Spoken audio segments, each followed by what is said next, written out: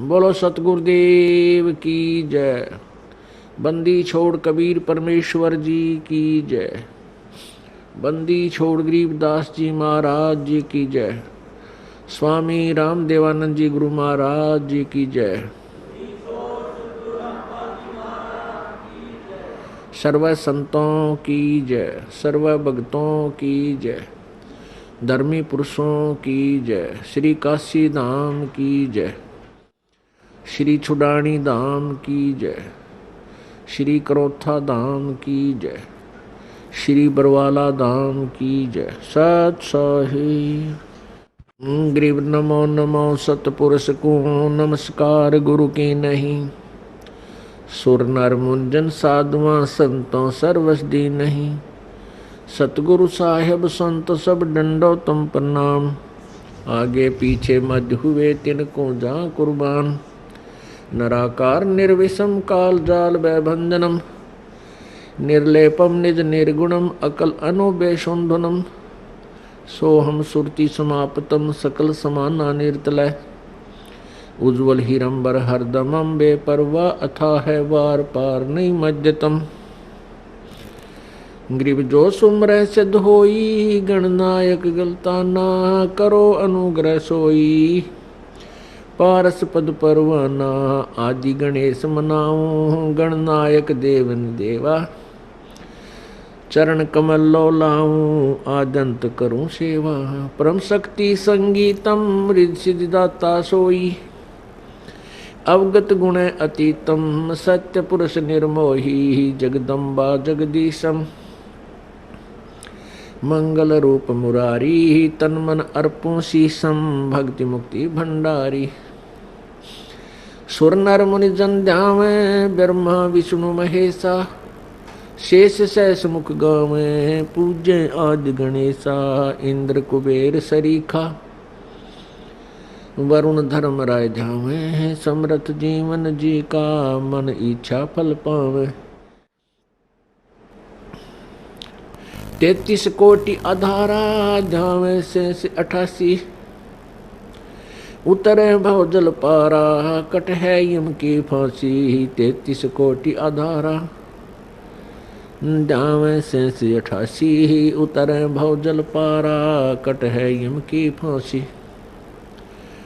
सत साहिब कर जोरूं विनती करूं। धरूं चरण पर शीश। गुरु जी राम देवानंद जी महाराज ने दियो नाम बख्शीश। कोटि कोटि सिजदा करूं कोटि कोटि प्रणाम। चरण कमल में राखियो मैं बांधी जाम गुलाम। कुत्ता तेरे दरबार का मोतिया मेरा नाम। गले प्रेम की जेवड़ी झांखे चो वहाँ जाऊं मैं। तो करो तो बावड़ूं दूर दूर करो तो जाऊं।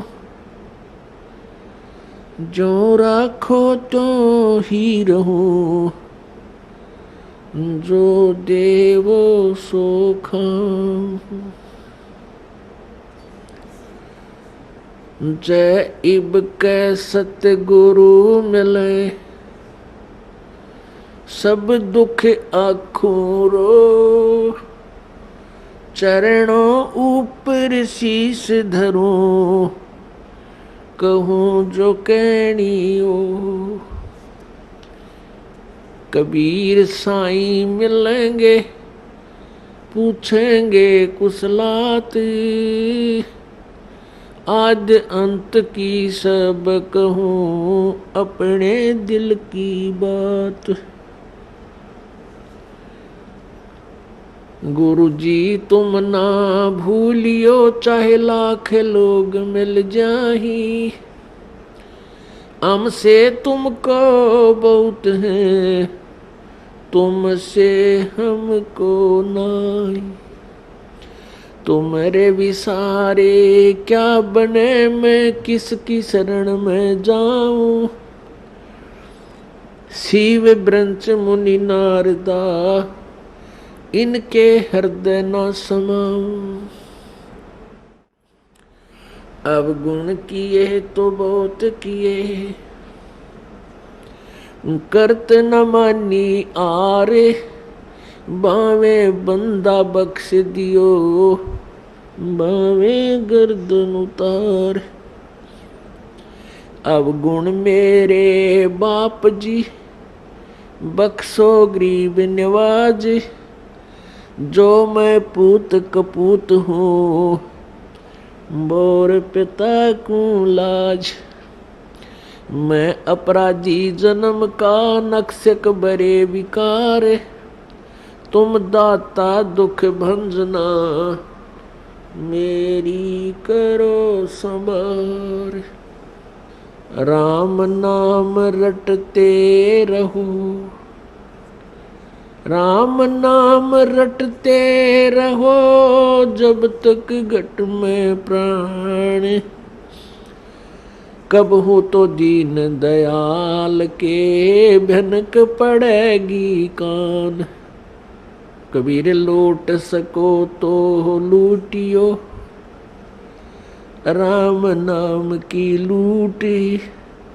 पीछे फिर पछताओगे, प्राण जहांगे छूटे। नहीं भरोसा देही का, ये बिनस जावे छन माही। श्वास उश्वास में नाम जपो हो, और यतन कछु नाई। श्वास उश्वास में नाम जपो, व्यर्था श्वास मत खो। ना जाने इस श्वास को, आवण हो के न हो। पृथ्वीपति चकवे गए, जिनके चक्कर चलंते। रावण सरीखे कौन गिने, ऐसे गए अनंत। सर्व सोने की लंका होती, रावण से रणधीरम। एक पलक में राज बिराजीव, जम के पड़े जंजीरम। मन तू सुख के सागर बसरे, भाई और न ऐसा यसरे। मर्द गर्द में मिल गए, वो रावण से रणधीरी। कंस के सी चाणूर से, हिरणाकुश बलबीर। तेरी क्या बुनियाद है, तू जीव जन्म धर लेत।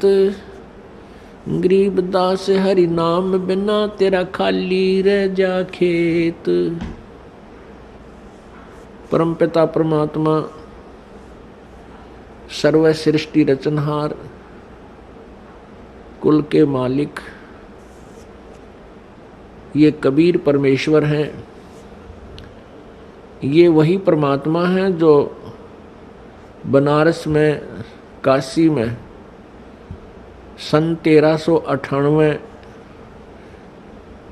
में प्रकट हुए थे, एक शिशु रूप धारण करके। अपने सतलोक से चलकर आए थे और लहर तारा तालाब नामक एक सरोवर में अच्छे खिले हुए विकसित कमल के फूल पर परमेश्वर पूर्ण ब्रह्म एक शिशु रूप में बनारस में विराजमान हुए थे। पुण्यात्माओं, आप और हम सभी काल के जाल में फंसे हुए हैं और इस काल का ऐसा भयंकर जाल है, इसको परमेश्वर के अतिरिक्त कोई नहीं समझ और समझा सकता। वो परमेश्वर हम सभी आत्माओं के पिता हैं और अपनी संतान को कोई आपत्ति कष्ट हो तो अपने पिता और माता को ही उसका दुख होता है। परमेश्वर के अंदर वो सर्व गुण हैं। तुमेव माता च पिता तुमेव बंधु च सखा तुमेव विद्या च द्रविण तुमेव सर्व मम देव देव। ये वो परमात्मा है जो माता और पिता और भाई सखा सभी का ये प्रॉपर रोल करता है। ये यथार्थ भाव में हमारा ये सभी नातों से संबंधित है, सभी नातों में यही खरा है। तो उसी को हमारी चिंता बनती है। हमने जो गलती की वो तो बहुत भयंकर भूल है हमारी, और उसी का परिणाम हम भोग रहे हैं। हमने क्या गलती की थी कि हम सभी आप, या कोई चींटी बना है, चाहे हाथी बना है, चाहे कोई रंक है, या सेठ साहूकार या राजा बना है, ये सभी कबीर परमेश्वर की आत्माएं हैं, पूर्ण ब्रह्म के बच्चे हैं। और हमने क्या गलती की कि हम सतलोक में रहते थे। वहाँ कोई मृत्यु नहीं थी, कोई जन्म नहीं था, ना कोई रोग कष्ट शरीर को था, किसी प्रकार की कोई आपदा वहाँ नहीं आती थी, कोई अभाव नहीं था, कोई मजदूरी नहीं करनी पड़ती थी, हम बहुत सुखी थे। वहाँ हमने गलती की कि जो यहाँ का भगवान है ब्रह्म, ये ब्रह्म जो है इसको ज्योति निरंजन भी बोलते हैं, इसको काल भगवान की उपमा से भी जाना जाता है। इसने एक बदमाशी इसके मन में आई। इसने क्या किया कि अलग राज्य प्राप्त करने के लिए 70 युग तक तप किया, सतलोक में एक पैर पर खड़ा होकर।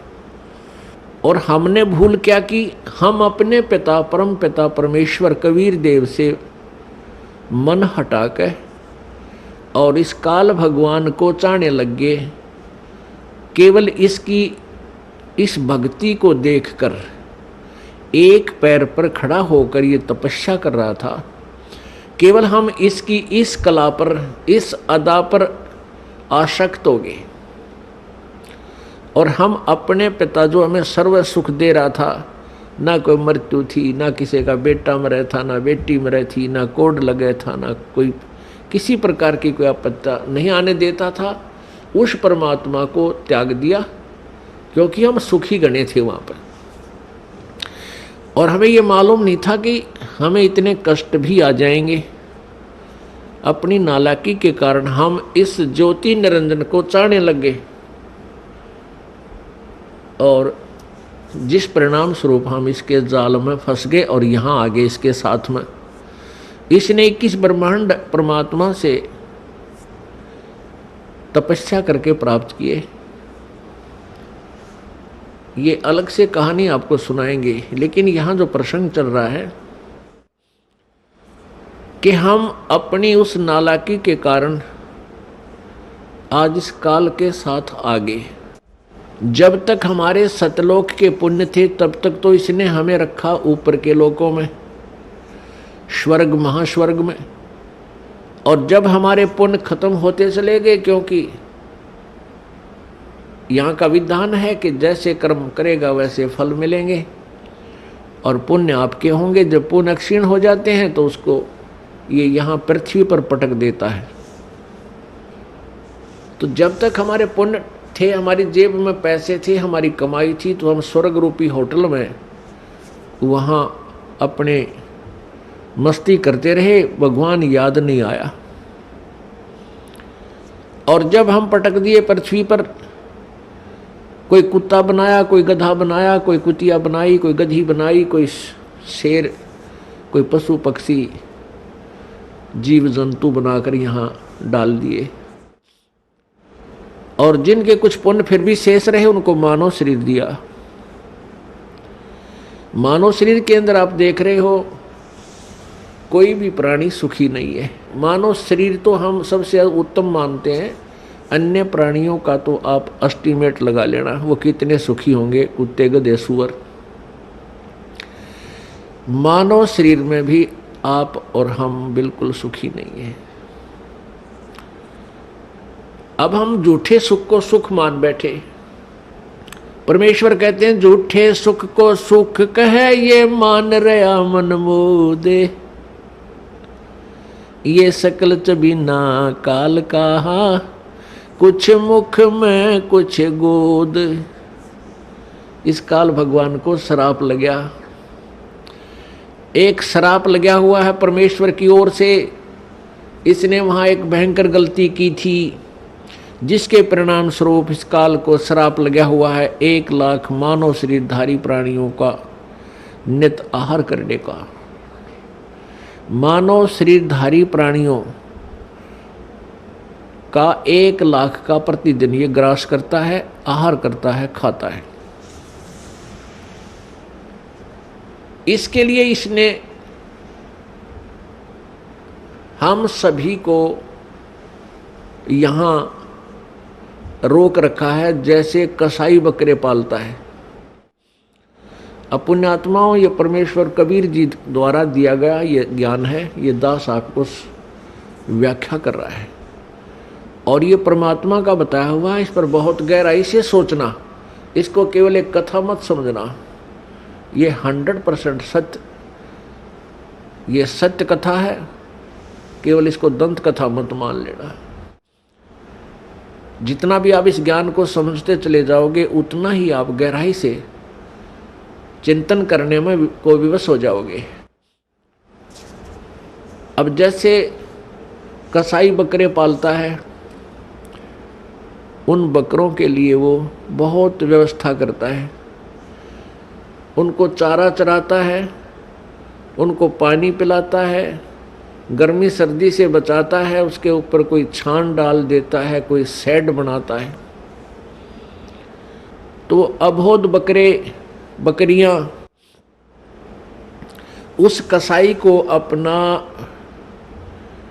एक अच्छा मालिक मानते हैं, दयालु मालिक मानते हैं। किस दृष्टिकोण से? कि ये हमारी कितनी केयर टेक करता है, कितनी देखभाल कर रहा है, पानी पिलाता है, चारा चराता है, तालाब बना रखा है, किधर चरागा बना रखे हैं, चारों तरफ बाड़ लगा रखी है, कोई हिंसक पशु आकर इनको खा ना जाए, रोक रखे हैं। अब वो इसी कारण से उस कसाई को अपना दयालु मालिक मानते हैं। और जब वो कसाई उन बकरों के उस बाड़े में जाता है, स्थान पर जाता है, तो बकरे उस मालिक को एक दयालु मालिक मानकर उस व्यक्ति को उसकी तरफ भाग लेते हैं प्यार देने के लिए। कोई उसके ऊपर पैर डालकर प्यार देना चाहता है, कोई जीभ से चाटता है, और वो कसाई उनको ऐसे हाथ पकड़कर देखता है और बकरे उसकी बाजू को अपनी जिह्वा से प्यार देते हैं, चाटते हैं, जैसे बहुत लाड करया करें। और वो कसाई देख रहा होता है कि यूँ कितने किलो का बिकेगा, कितना मांस हो गया इनमें, वो ऐसे देखता उनको, और वो सोचते हैं कि ये हमारा दयालु मित्र में प्यार कर रहा है, हमारा मालिक है। पुण्यात्माओं, जैसे हम यहाँ देखते हैं कितनी विस्तृत भूमि है, इसके ऊपर कितने अच्छे बाग बगीचे, फलदार वृक्ष, काजू किस्में, सेब संतरे, और कितने अच्छे शीतल और स्वादिष्ट मधु जल की दरियां बह रही हैं। जमीन के नीचे कितना एयर कंडीशन ला रखा है, गर्मियों में ठंडा जल और सर्दियों में गर्म। अब ये और कितनी अच्छी हवा चल रही है, सूरज दिन रात बन रहे हैं, सूर्य उदय हो रहा है, अस्त हो रहा है। इस व्यवस्था को देखते हैं तो ऐसा लगता है जैसे ये तो भगवान ने पड़ा है। कितना अच्छा भगवान है, कितनी हमारी सुनियोजित, हमें कितना अच्छा आहार दिया है, कितना अच्छा हमारे रहने की व्यवस्था की है। और जब हम देखते हैं किसी का बेटा मर गया, किसी की बेटी मर गई, किसी का परिवार नाश हो गया, किसी का दो मर गए एक परिवार में, तो उस समय हमें कभी ये नहीं आता यूं क्यों हो रहा है, ये जुल्म क्यों हो रहा है, ये हमारी बुद्धि में कभी नहीं आया। अब आने लगा जो भगवान ने हमारी ये मोतियाबिंद का ऑपरेशन कर दिया। कबीर परमेश्वर जी के ज्ञान से, इस तत्व ज्ञान से हमारे जो अज्ञान रूपी मोतियाबिंद था आंखों पर, इसका ऑपरेशन हो गया। अब हमें स्पष्ट दिखाई देता है युग के कारण है यहाँ पर इतनी व्यवस्था करने का। जैसे वो कसाई ने अपने स्वार्थवश कितना परिश्रम कर रखा है और किस प्रकार बकरों को रोक रखा है, और शाम के समय वो ना देखता, जब भी ऑर्डर आ जाता है 10 बकरे चाहिए, बकरी चाहिए, वो छांट के ले जाता। वो ना देखता किसकी माँ है, किसका बेटा, किसकी बेटी, एक परिवार के 2 हैं एक, वो तो डंडा लेकर और निकाल लेता 20-30 इकट्ठे ही चल, और जाते ही कटवा के अपने पैसे गिन लेता है। ठीक इसी प्रकार ये यहाँ का भगवान है जिसको ब्रह्म बोलते हैं, ज्योति निरंजन कहते हैं। और अभी तक ये ऋषि महर्षि संत इस ब्रह्म की साधना के लिए ही हमें प्रेरित करते रहे। और इस ब्रह्म के 3 पुत्र हैं ज्योति निरंजन के, रजगुण ब्रह्मा जी, सतगुण विष्णु जी, तमगुण शिव जी। और इस ज्योति निरंजन ब्रह्म की पत्नी है दुर्गा, और श्री ब्रह्मा विष्णु महेश जी की ये माता है दुर्गा। अब ये तीनों पुत्रों को इस काल ने हमारे को यहाँ बांधे रखने के लिए, कर्माधार से यहाँ रोके रखने के लिए इनको इंचार्ज बना दिया। रजगुण युक्त ब्रह्मा जी को, सतगुण युक्त विष्णु जी को और तमगुण युक्त शिव जी को कर दिया। रजगुण ब्रह्मा, सतगुण विष्णु, तमगुण शिव जी बना दिए, उत्पन्न कर दिए। ये तीनों गुण युक्त है। रजगुण ब्रह्मा है, सतगुण विष्णु, तमगुण शिव जी। अब इस एक ब्रह्मांड में 3 लोकों के ऊपर, एक पृथ्वी लोक, एक ऊपर स्वर्ग लोक और नीचे एक पाताल लोक, इन 3 लोकों पर एक एक विभाग के मंत्री बना दिया इनको। इन तीनों मंत्रियों की तीनों लोकों पर अपने विभाग के आधार से तीनों की पावर काम करती है, शक्ति काम करती है। श्री ब्रह्मा जी के इस रजोगुण के प्रभाव से सभी प्राणी संतान उत्पत्ति करते हैं, जीव के बस की बात नहीं। और श्री विष्णु जी सतगुण, अब सतगुण के प्रभाव से हमारा एक दूसरे में मोह ममता, संपत्ति में मोह, पति पत्नी का आपस में लगाव, बच्चों में ममता, भाई बहन का प्यार, ये इतना जबरदस्त है कि हम इनसे दूर नहीं हो सकते, चाहे कितना जोर लगा लें। और तीसरा तमोगुण है, जरा सी बात पर लट्ठम लट्ठा एक दूसरे ने मार डालें, कत्लेआम कर दें, ये भगवान शिव जी के अंदर सतोगुण है। उसका प्रभाव से हम ऐसा यहाँ सब कर रहे हैं। अब जैसे एक मकान में 3 कक्ष हैं या 4 कक्ष हैं, और रसोई के अंदर छौंक लगा मिर्चों का। रसोई के अंदर तो वो मूल वस्तु है, मिर्च है, छौंक है, और उसका निराकार शक्ति ने जाकर अन्य कक्षों में बैठे व्यक्तियों को भी प्रभावित कर दिया, और उनको भी छींकें आने लग गई। उनके बस की बात नहीं, उन छींकों ने वह रोक दे। तो इसी प्रकार पुण्यात्माओं, परमात्मा कबीर देव ने, कबीर साहब ने इस यथार्थ ज्ञान को हमें समझाया कि ये ऊपर तीनों भगवान रजगुण ब्रह्मा, सतगुण विष्णु, तमगुण शिव जी की अलग अलग राजधानियां हैं, अलग अलग लोक हैं।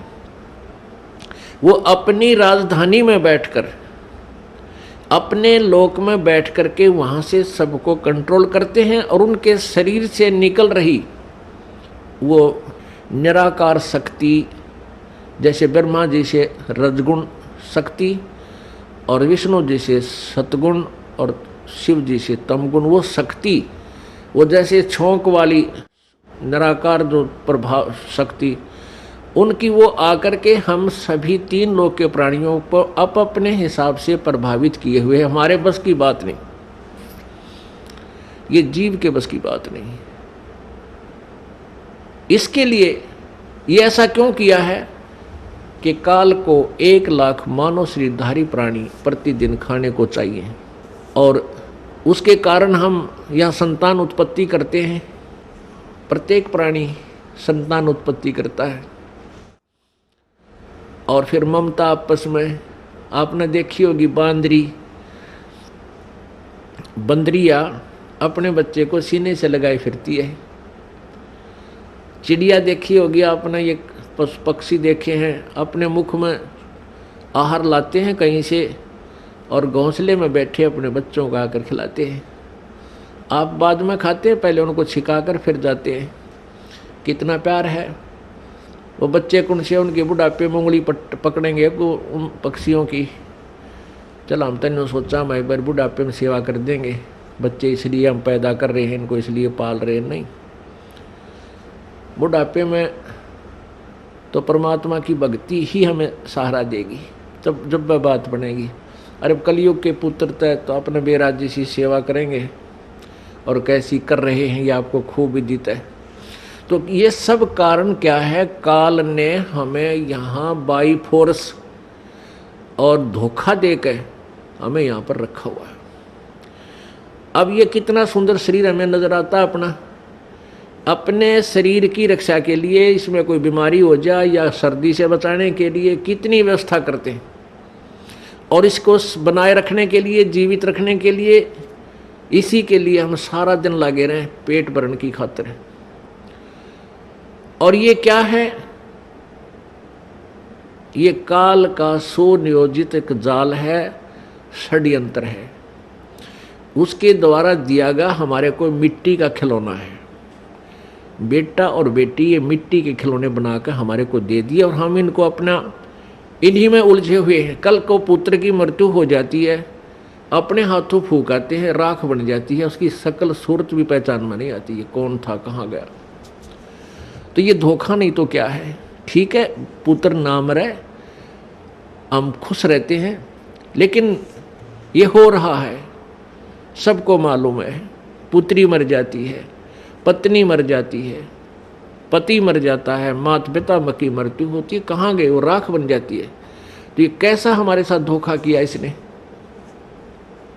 हमारी इतनी बुद्धि छोड़ रखी है इस काल भगवान ने। जैसे भैंस का बच्चा मर जाता है, व्यापारी लोग क्या करते हैं, उस बच्चे के ऊपर की चाम को उतार लेते हैं, उतरवा लेते हैं किसी बनाने वाले से, और उसमें भूस भरवा देते हैं, और ऊपर से सिलाई करके एक पूछड़ लटकती रह जाती है उसकी दूम, और उसको उस भैंस के सामने लाकर टांग देते हैं। वह भैंस उसको अपना बच्चा मानती है, और उसको उठा कर जब चलता है तो वह भैंस उसके पीछे पीछे ऐ करती हुई और भागती रहती है। जहाँ उसको रख देता है वहीं खड़ी हो जाती है। अब उसको ये नहीं पता इसमें क्या है, ये तेरा बच्चा नहीं है। इतनी बुद्धि हम सबकी यहाँ काल भगवान ने छोड़ रखी है, और हम इन नकली साजबाज को, इस अपनी कार और कोठियों को, पुत्र पुत्रियों को, बेटा बेटियों को, और पति पत्नी को, माता पिता को, हम ओरिजिनल मान के इनमें इतना लगाव बना बैठते हैं। पुण्यात्माओं, कहने का भाव ये है कि पहले हमने इस काल के इस षड्यंत्र को समझना होगा। फिर षड्यंत्र समझ में आने के बाद फिर क्या है कि जैसे यहाँ कोई भी आपका बेटा है, बेटी है, माता है, पिता, बहन, भाई है, ये सभी अपने हैं। चाहे कोई रिश्तेदार है या बाहर वैसे कोई प्राणी है, दूर देश का है, गांव का है, कोई भी प्राणी है, ये सब अपने ही हैं। हम एक पिता की संतान हैं। अब हम यहाँ काल के जाल में फंस गए, और यहाँ की जो मर्यादा, यहाँ की व्यवस्था, यहाँ का नियम कानून ऐसा है,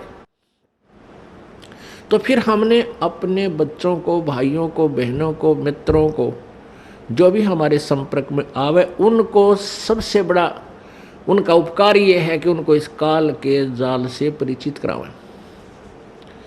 और फिर आपके बेटे हैं, बेटी हैं, आपके भाई हैं, बहन हैं, माता पिता हैं,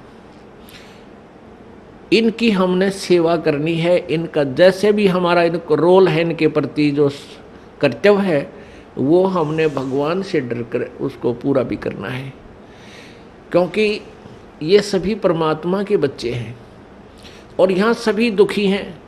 अब जैसे माता पिता जो बूढ़े हो जाते हैं, असहाय हो जाते हैं, अब उनकी सेवा करना आपका परम कर्तव्य बने, क्योंकि माता पिता जब बच्चा या बेटा या बेटी उत्पन्न होती है, बेटी उत्पन्न होती है, उसका तो उद्देश्य पता होता है ये तो पराई होनी है, उसको भी प्यार से पालता है अपने सीने से लगाकर, ऐसा नहीं, क्योंकि उसको ये मालूम है कि हमें भी कोई ऐसे एक पाल कर एक बेटी देगा।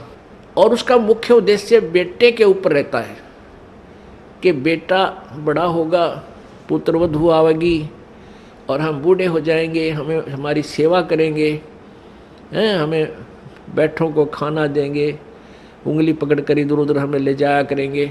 तो इस उद्देश्य से वो बच्चों की परवरिश करता है, इस उमंग से रात देखता ना दिन देखता। तो जब वो बूढ़े हो जाते हैं तो वो डिजर्व करते हैं आपसे वो सेवा, और आप वो कर नहीं पाते।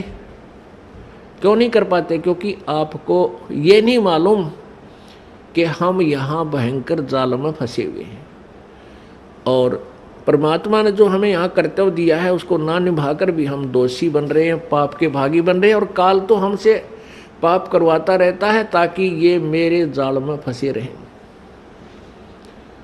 तो हमने परमात्मा के विधान से परिचित होकर इन सब नातों का जो भी आपकी भूमिका है, जो भी आपका रोल दिया है, उसको निभाना है। बच्चों का पालन पोषण भी आपने बड़ी प्यार से करना है, ऐसे ढंग से करना है कि मालिक के बच्चे हैं, और माता पिता भी मालिक के बच्चे हैं।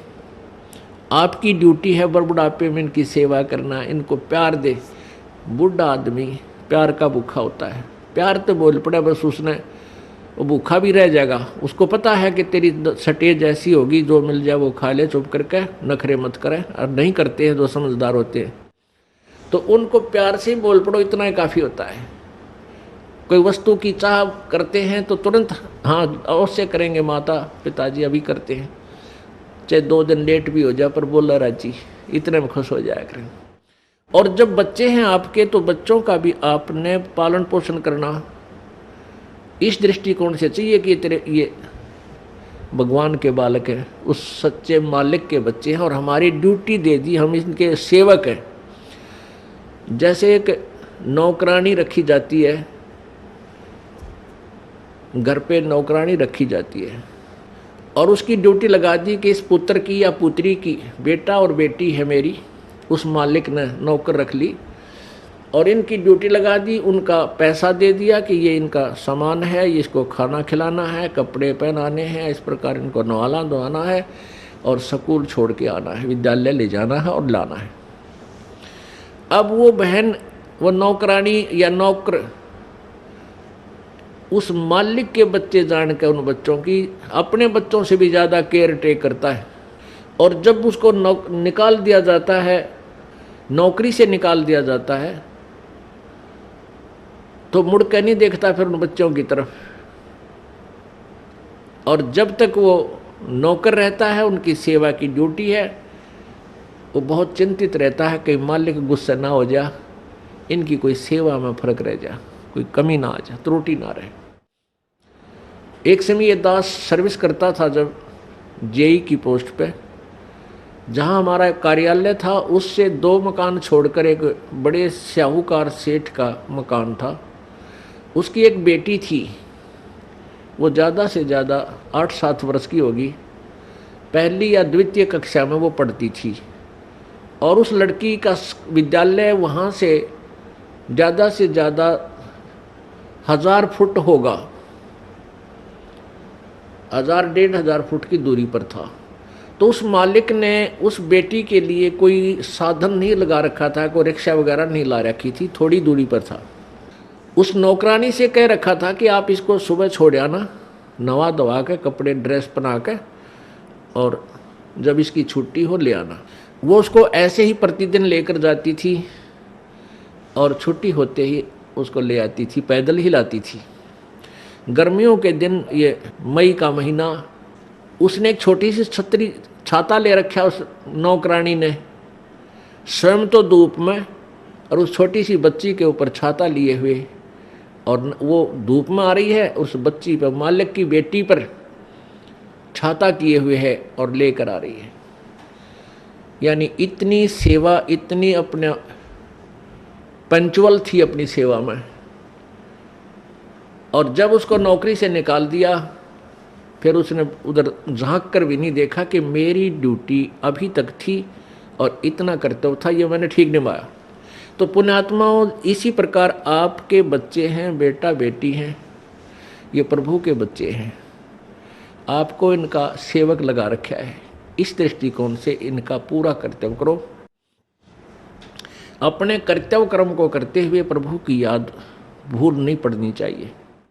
और जब यहाँ से जाने का समय आएगा, नौकरी से आपको निकालेंगे, आपके मन में अगर हृदय से ये बात होगी कि मेरा बेटा नहीं है, मेरी बेटी नहीं है, ये मालिक के बच्चे हैं, ठीक है, नाता कुछ भी जोड़ दिया हमारा है, सामाजिक नाता भी बेटा बेटी का है, लेकिन ये मालिक के, वास्तव में परमात्मा के बच्चे हैं।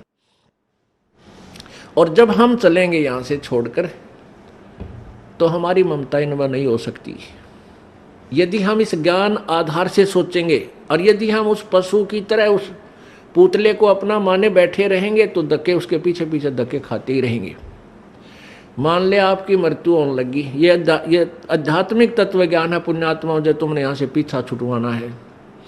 यदि आपको ये ज्ञान हुआ नहीं, भक्ति कर रहे हो, सुख भी देगा भगवान, आपके दुख भी दूर करेगा, आपको धन भी देगा, बहुत सुख कर देगा। और इस ज्ञान की भूल पड़ते ही आपको यहीं फंसा लेगा।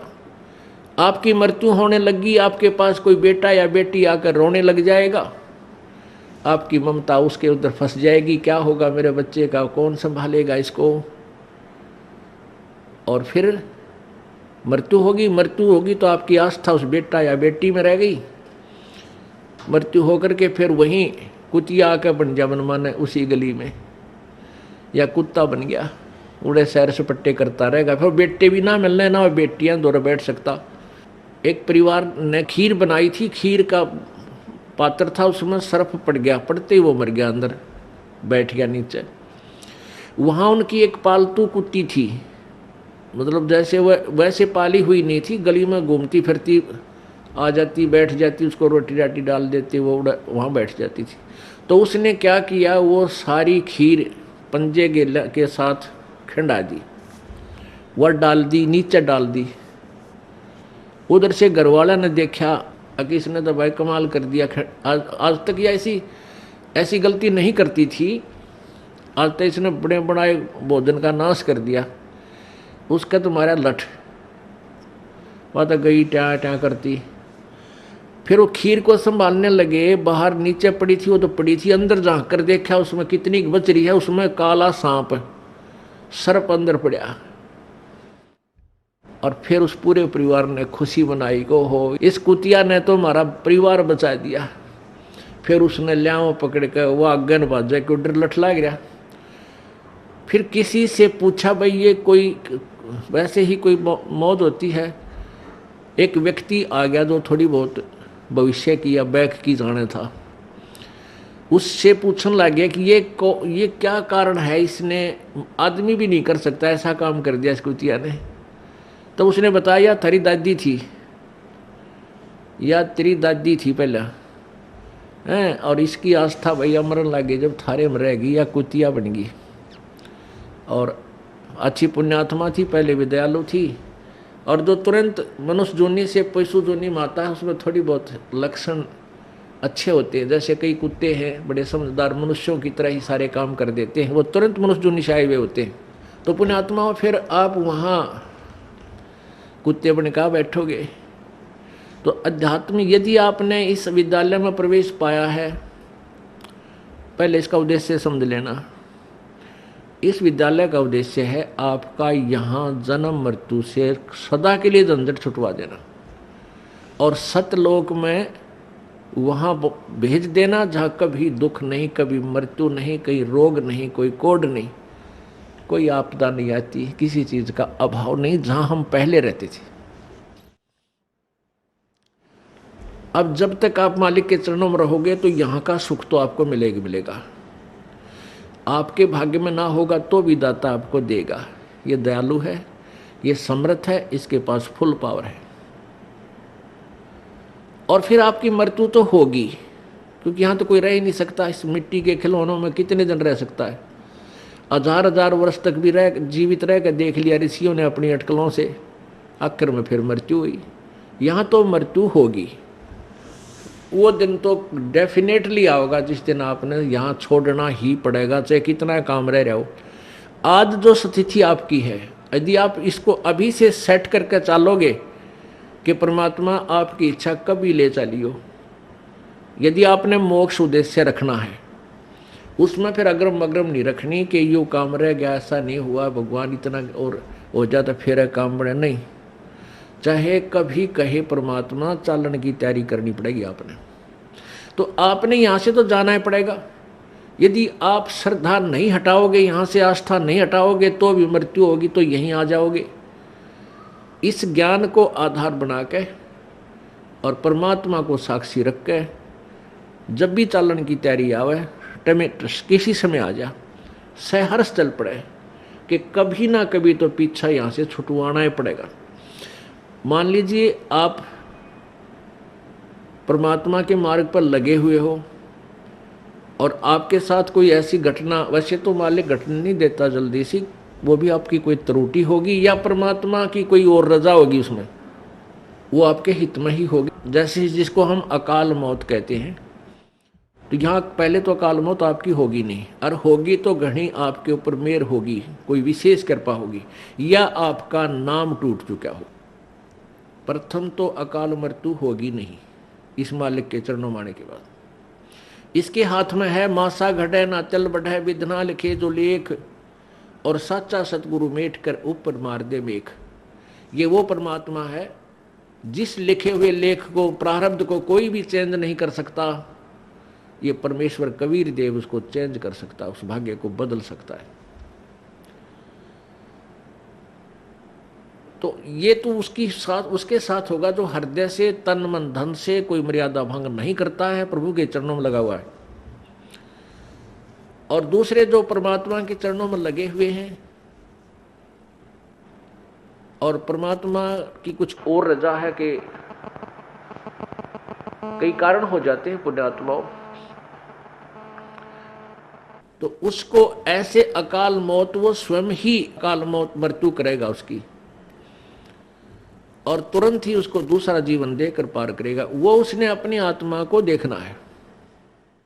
हम तो अपना स्वार्थ देखें। जैसे किसी की माँ मर जा, चाहे 70 साल की हो रही है, तो याद आवे है कि भाई पाछी बालक खिलाओ थी, पोत्या ने राजी रखे थी, घर की रुखाड़ करे थी, ये बना मरे तो बढ़िया है।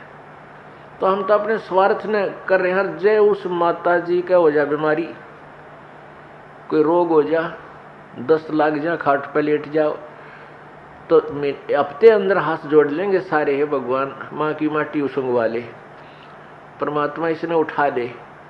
तो कहने का भाव ये है कि यदि परमात्मा किसी भी समय पर अपने सच्चे भक्त लगा हुआ ठीक है और उसको ऐसी कोई घटना करता है, ऐसी कोई घटना होती है अकाल मृत्यु की, 2 कारण से होगी। या तो आपका नाम खंड हो चुका है, उसने आपको काल ले गया, या परमात्मा अपने हिसाब से वहाँ से तुरंत दूसरा जन्म देकर आपको पार करेगा। अपने आत्माओं, हम जैसे दीर्घ रोग है हमारे को जन्म और मृत्यु का एक दीर्घ रोग है, ये कैंसर हो रही है। ये प्रभु का हॉस्पिटल है, ये सतलोक आश्रम बरवाला एंड करो था। जब आप इस हॉस्पिटल में प्रवेश पा लेते हो और आपने उद्देश्य ये होना चाहिए कि मैं इस रोग से मुक्ति पाऊं, तो यहाँ फिर डॉक्टर ने देखना है। जैसे डॉक्टर के पास आप चले गए, आप भयंकर रोगी हैं, फिर डॉक्टर ने ही करना है जो करना है, मरीज की नहीं चलती। वहाँ पर मरीज की कोई राय नहीं ली जाएगी। डॉक्टर जब चाहोगा इंजेक्शन लाओगा, जब चाहो उसका एक्सरे करेगा, जब उसकी रिपोर्ट लेगा, ब्लड चेक करेगा, ग्लूकोज चढ़ावेगा, इंजेक्शन लगाएगा, और हो सकता है किसी कारण से टांग भी काटनी पड़ जा जीवन बचाने के लिए, तो वो टांग भी काटेगा। तो वहाँ मरीज अपनी नहीं चलाता है, वो करबद्ध रहता है और डॉक्टर को समर्पण कर देता है कि जो आपको ठीक लगे वही करना। तो यहाँ आने के बाद आपने अपना अगर जन्म मरण का रोग कटवाना है तो परमात्मा डॉक्टर है, कबीर भगवान हमारे, इस दास को आपका कंपाउंडर छोड़ रखा है। तो आपको जैसा भी यहाँ हो रहा है उसमें कोई, देखो एक तो आपको गड़बड़ होगी, नाम खंड हो जानते हैं, आपका नाम टूट जाएगा, परमात्मा से आपका कनेक्शन खत्म हो गया। और दूसरा होगा मालिक करेगा, तो उसमें फिर अगरम मगरम नहीं होनी चाहिए, ऐसा क्यों हो गया, ऐसा नहीं होना चाहिए था। तो एक तो सावधानी आपने रखना कि आपका नाम खंड ना हो, मर्यादा भंग नहीं होनी चाहिए। पुण्यात्माओं, आप इस काल के जाल से अपरिचित हो, इस कारण से इस मार्ग को इतना सीरियसली नहीं लेते। आप केवल पहले आते हो सुख के उद्देश्य से कि मेरा ये हो जा, बेटा हो जा, बेटी हो जा, कार हो जा, कोठी हो जा, टोटा दूर हो जा, कर्जा उतर जा, छोटा मोटा को शारीरिक कष्ट है वो दूर हो जा। ये तो आपको फ्री ऑफ कॉस्ट होगा यदि आप सच्ची श्रद्धा से भक्ति करनी प्रारंभ कर दोगे। फिर कुछ दिनों के बाद आपको यहाँ इसलिए बुलाया जाता है, भाई हर महीने आना है, दूर देश के हैं वो, चल दूसरे महीने 1 महीना छोड़ कर आ जाएं, 2 महीने छोड़ कर आ जाएं। आपको इसलिए बुलाया जाता है कि ताकि आप इसको इतना सीरियसली नहीं लेते, क्योंकि आप इस मार्ग से परिचित नहीं हो। आपको यहाँ बुलाया इसलिए जाता है क्योंकि आपको वहाँ अपने घर से जब चलते हो तो 1 हफ्ता पहले आप परमात्मा के दरबार में पहुँचने के लिए चिंतित हो जाते हो। तो आपकी वो चिंतन भी मालिक के पुण्य में लग जाता है। कोई कार्य को आगे पीछे करते हो, किसी से छुट्टी लेते हो, घर वालों को मीठा बोलते हो कि मैंने जाना है, कहीं ये ना कर दे, और फिर आप वहाँ से यहाँ तक आते हो। नंबर 1 तो आपको धनी बनाना है, राम नाम का, भक्ति का धनी बनाना है। परमात्मा का विधान है, संत मिलन को चालिए तज माया अभिमाने, जो जो कदम आगे रखे ओहे यज्ञ समाने। क्या बताते हैं परमात्मा, अपना विधान बाप ही बता रहे हैं कबीर जी कि संत मिलन को चालिए। जब सतगुरु के दर्शनार्थ आप चलते हो, अभिमान तज माया अभिमान, किसी प्रकार का भी आप में अभिमान नहीं होना चाहिए, ना धन का हो, ना पद और पोस्ट का हो, किसी प्रकार का नहीं हो। जैसे एक रोगी व्यक्ति जिसको पता लग गया कि तेरी जान जाने वाली है और वो डॉक्टर के पास जाता है, चाहे वो कितना बड़ा अधिकारी है और कितना पैसे वाला है, वहाँ वो अपनी उस पोस्ट और पैसे को नहीं आगे रखता, उसका दिखावा नहीं करता, अपनी जान बचाना चाहता है। डॉक्टर जहाँ कहता वहीं लेट जाता है, कपड़े उतारने को कहता तुरंत उतार देता है, कोई रिपोर्ट करवाने के लिए संकेत करता है, लिख कर देता, तुरंत उठ कर चला जाता है। तो पुण्यात्मा सच्चे दरबार में जब भगत आवे, उसका दृष्टिकोण, उसका उद्देश्य, उसका भाव ऐसा होना चाहिए जैसे सीरियस रोगी, सीरियस पेशेंट और हॉस्पिटल में जाता है, उसमें कोई नखरा नहीं होता। ऐसे जब आप सच्चे दरबार में आओगे, आपको कितना पुण्य मिलेगा कि जहां से आप चले हो यहां तक आने के जितने भी आपके कदम, यानी जितने कदम बनते हैं, इतने यज्ञ के तुल्य आपको पुण्य मिलेगा उसको जो यानी निष्कपट भाव से आता है और निर्भिमान होकर आता है। जैसे रोगी जाता है हॉस्पिटल में, तो यहाँ आपको बुलाने का उद्देश्य ये है, नंबर 1 तो आप धनी हो जाओगे, पुण्य बढ़ेंगे आपके, और जो पैसा आपका खर्च होता है यहाँ किराए पे आने जाने में, ये भी आपके पुण्य में लिखा जाएगा, आपके धर्म में लिखा जाता है, ये पुण्य हो रहा आपका। तो जितना भी आप यहाँ परमात्मा के चरणों में आओगे आपका पुण्य बढ़ेगा। फिर आप यहाँ पर 5 यज्ञ होती हैं। एक यज्ञ है धर्म की, या भंडारा चला भगवान का दिन रात फ्री ऑफ कॉस्ट परमात्मा की तरफ से। यहाँ जो आप आते हो 10 रुपये 50 रुपये 100 रुपये जैसे भी दान पात्र में डालते हो, उसका फिर सामूहिक रूप से भंडारा होता है, कहीं आश्रम का विस्तार होता है, कोई पंखा आता है, कितने दरी बिछाण की मैट लाते हैं, लैट्रिन बाथरूम बनाए जाते हैं, कमरे बनाए जाते हैं, शेड लगाया जाता है। तो ये आपके पैसे का पुण्य हुआ और यहाँ आने वाली दुखी आत्माओं को चैन हुआ। अब कितने कैसे संसार से निकल कर आते हो आप, ट्रेन में आते हो, जेब कतरे साथ बैठे रहे मन माने किरा के कर जा। घर से निकलते हो, कोई ठगी है, कोई चोर है, कोई किस तरह का है। व्यापार में भी इस तरह के ना जाने कितने निकम्मे आदमी, या व्यवसाय में अपने कार्य में किरा कितने निकम्मे टाइप के आदमी आपके साथ खसने को तैयार रहते हैं। और ऊपर से फिर आपके ऊपर ये इतनी आपदाएं, कोई रोगी है, किसी को कोई भूत सता रहा है, किसी का पितर रुष्ट है, किसी का देवता रुष रहा है, और ना जाने कितने रोग कोड आपके लगे हुए। और वो प्राणी यहाँ आता है, उसको आते ही गर्म पानी मिला है नहाने के लिए, गरम गरम चाय तैयार मिला है, अपना बैटरी सी चार्ज हो जाती है इसकी, और फिर बिछे बिछाए मैट मिले, रजाई मिले भगवान के बच्चों को। और फिर आपको यहाँ अमृत ज्ञान सुनाया जाता है रात्रि के समय, सर्दी का मौसम, ये दिसंबर और जनवरी का महीना, इसमें ओढ़ कर रजाई शाम के समय और बैठे मालिक का ज्ञान सुने, परमात्मा का प्रसाद छक के, और अपना कितनी आत्मा प्रसन्न होती है। आधा दुख तो यही बोल लेता प्राणी। तो यहाँ पर कौन आता है? यहाँ कोई खाना खाने नहीं आता, यहाँ कोई रात्रि को सोने के लिए नहीं आता, यहाँ तो परमात्मा के लिए वो प्यारी आत्मा आती हैं जो परमात्मा के अंश हैं, जो पिछले जन्मों से उनके चरणों में कहीं ना कहीं किसी ना किसी रूप में वो उनके साथ रहे हैं। अब वो पार हो नहीं पाए या भटक रहे हैं, उनको फिर परमात्मा अपने बच्चों को इकट्ठा कर रहा है किसी ना किसी माध्यम से, कोई टीवी से, चैनल से, या किसी पुस्तक से, या किसी मित्र से, रिश्तेदार से, भाई बहन से अपना संदेश भिजवा कर इनको फिर शरण में ले रहा है। तो ऐसी प्यारी आत्मा जो परमात्मा के बच्चे यहाँ आते हैं, और इनके लिए जो सेवा होती है ये धर्म यज्ञ है। इस धर्म यज्ञ में आपका पैसा लगता है, इससे आपको पुण्य होता है, और जो पैसा आपका किराए में लगा वो भी आपका पुण्य के अंदर लगा। अब पुण्यात्मा जैसे जो अनजान व्यक्ति हैं, जिनको इस मार्ग का पता नहीं, वो मंगलवार को 100 रुपये का प्रसाद बांटनी है, वो तो वहीं तक सीमित है। हम भी ऐसे ही थे जब तक ज्ञान नहीं था।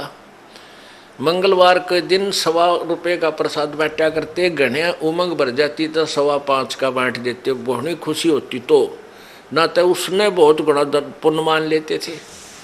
अब परमात्मा कहते हैं, जिन हर जैसा सुमरिया बैता को तैसा लाभे, ओसा प्यास न भागे ही जब लग दसे नहीं आबे। कहते हैं जिसने जैसा भगवान की भक्ति सेवा दान किया उसको उतना ही लाभ मिलेगा। ओस चाटन ते प्यास नहीं बुझ सकती, वो तो गिलास पीना पड़ेगा गट गट गट जब प्यास बुझेगी। तो ये जो स्वाप का प्रसाद 100 रुपया पल्ले बांध लिया माता का, हमारे न्यू हो जा, और ये छोटे मोटे जो दान हम करा करते, ये तो ओस चाटन वाली बात थी। और अब यहाँ आपने गिलास के गिलास पीने पड़ेंगे, और देगा वही परमात्मा। अब देखना खेल मालिक का भगवान क्या किया करता है। अभी तक हम परमात्मा से सुख लेने के लिए पहाड़ों पर चढ़ गए, बर्फों पर चल पड़े, मालिक वहाँ मिलेगा उस मंदिर में, हम चले गए वहाँ मिलेगा, वहाँ पहुँच गए, कोई संत मिला उसके पास जाने की चेष्टा की, लेकिन वो चीज़ नहीं मिली। अब आपको वो वस्तु मिलेगी जिसकी गुण गाया करते थे, जिसकी आपको चाह थी, तड़फ थी, और जिसके विषय में सदग्रंथ संकेत किया करते थे। भगवान ऐसा करता है, भगवान कोढ़ी को स्वस्थ कर देता है, अंधे को आंख दे सकता है, बांझ को पुत्र दे देता है, निर्धन को धनी बना दे, कंगाल को राजा बना दे। और हर तरह के सुख भगवान ही दिया करता है। तो वो परमात्मा आपको अब मिलेगा, वो ही आपको सुख मिलेंगे जो भगवान दिया करता है। क्या बताते हैं, पर्वत पर्वत में फिरा भाई कारण अपने राम, फिर राम जैसे संत मिले जिन सारे सब काम। परमात्मा की चाह में अपने संकट निवारण के लिए पर्वत पर्वत घूमा फिरा, कहीं भगवान मिल जावे। और ऐसे संत मिल गए जहां मेरे वो भगवान जो काम करता है और वो काम वहां हो गए हमारे। तो कहते राम जैसे संत मिला जिन सारे सब काम।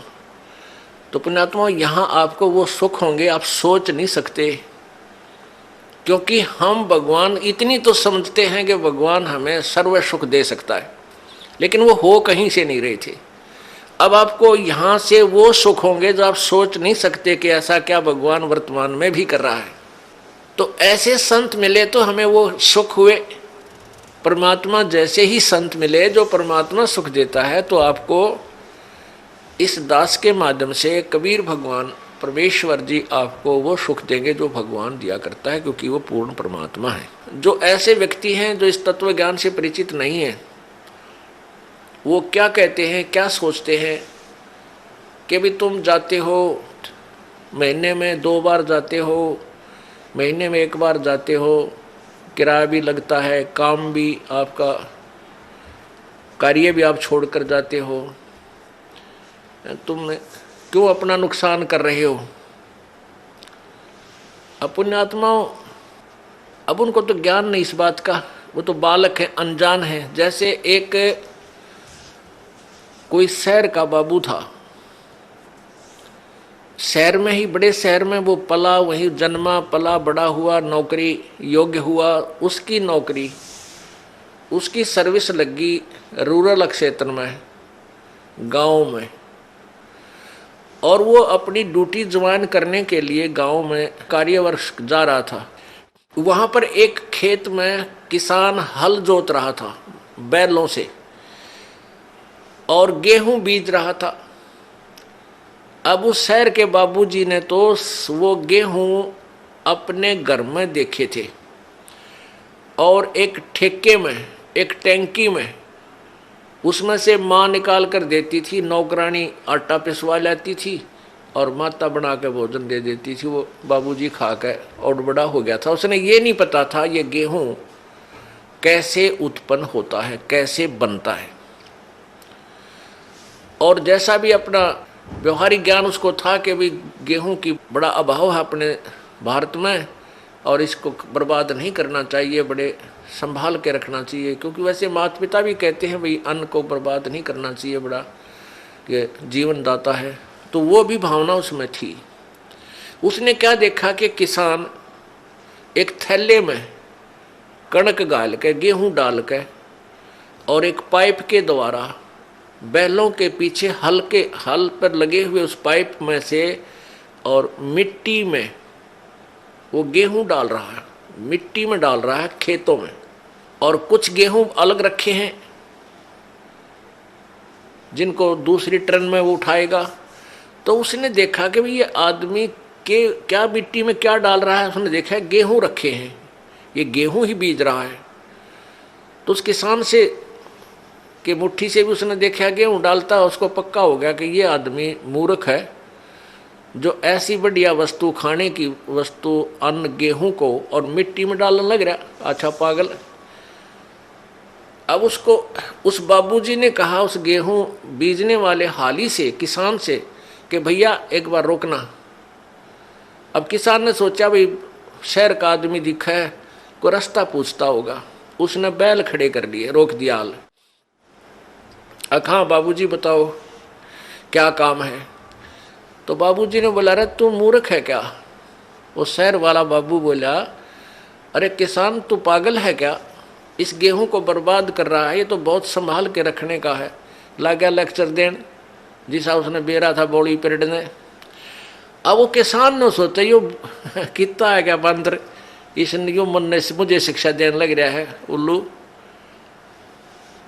वो समझ गया कि उन्हें बोतड़ू है कह लेने दे इसने सारी। वो जब सब अपनी शिक्षा दे चुका, जब पहले उसकी मूर्खता पर उसको पता लग गया कि भाई इसने पता ही नहीं होगा इस प्रोसीजर का, तब उस किसान ने उसको समझाया कि भगत जी बात सुन, मैं गेहूं को बर्बाद नहीं कर रहा, ये बर्बाद जो मैं करता हुआ नजर आ रहा हूं ये मुझे आबाद करेगा ये गेहूं। देख 1 एकड़ में 40 किलो डालूंगा, 40 किलोग्राम, और 1 ट्रैक्टर की ट्राली भर के ले जाऊंगा, इतना इसमें धन होगा मुझे। यानी 40 किलो डालूंगा 1 मन, तो मुझे 60-65 मन गेहूं यहां से मिलेंगे। अब वो बता रहा था लेकिन उसको समझ में पल्ला नहीं पड़ रहा उस बाबूजी के, मैं कैसे मानूं भाई, अच्छा मूर्ख है, मिट्टी में बर्बाद कर रहा है और कहता गेहूं 65 मन होंगे 1 मन के। किसान ने कहा कि आप 4-5 महीने के बाद आना, अप्रैल में, और फिर दिखाऊंगा तुझे ये मैं बर्बाद कर रहा हूं यही मुझे आबाद करेंगे। अब वो चला गया, वो फिर आया इसी प्रकार अप्रैल के महीने में। उसने देखा, किसान ने उसको दिखाया कि 1 कनक का दाना डाला था और कम से कम 10-12 ये गुच्छा बन गया, देख नीचे से, और प्रत्येक पौधे के ऊपर 1-1 बाली आई है, 1 बाली में 30-40 दाने हैं। उसने ऐसे करके वो दिखा, देख बाबूजी। तब उसकी चौंध टूटी, भाई आप ठीक कह रहे थे। तो पुण्यात्माओं, जो आज आप दान कर रहे हो, किसी प्रकार यहां भगवान के दरबार में आने का आपका किराया तक भी आपके पुण्य में लिखा जाएगा। और जो अनजान है वो तो ऐसा समझ लो जिसने कभी देखा ना हो गेहूं उत्पन्न कैसे होते हैं, उस 4 मन गेहूं को ही चिपटा बैठा रहा, उसी को सुरक्षित रखे, आगे कहां से मिलेंगे उसको। तो आप जो पुण्य कर रहे हो, ये दान कर रहे हो, यही आपको आबाद करेगा। कहते हैं देते को हर देत है जहां तहां से आने, नहीं दिया फिर मांगते फिर यो साहिब सुने ना कान। जिन्होंने देखो आज एक तो इतना गरीब है, फाइनेंशियली इतनी वित्तीय हालत उसकी कमजोर है कि रिक्शा चला रहा है, एक ऐसा है मजदूरी कर रहा है, एक रिक्शा चला रहा है, एक उसके अंदर विराजमान है, बैठा है, दोनों ही मनुष्य। तो पुण्यात्माओं, एक गाड़ी चला रहा है ड्राइवर, एक मालिक उसमें बैठा है और गाड़ी भी मालिक की है। तो इतना भेद यूं क्यों हो गया? क्योंकि पिछले जन्म जन्मांतरों की जैसी भी जिनकी भक्ति शक्ति है, जितना भी जिन्होंने पुण्य किया हुआ है, वो आज आपको ज्यों का त्यों दे रखा है। जिन्होंने पीछे कोई पुण्य किया नहीं, वो आज कंगाल है और 1-1 पैसे को मांगते फिर रहे हैं। अब कोई नहीं सुना है, अब देते को हर देत है। जिन्होंने दान किया उनके ठाट ठाट कर रखे हैं। छोटा सा बच्चा बिजनेस में लग जाता है और चारों तरफ से उसके पूरी प्रोग्रेस हो जाती है, विकास होता है, क्योंकि उसने पिछले जन्म में पुण्य कर रखे, वो भगवान दे ही देगा, उसमें टोटा होना ना दे उसके। तो इस प्रकार अब आप जो दान करोगे,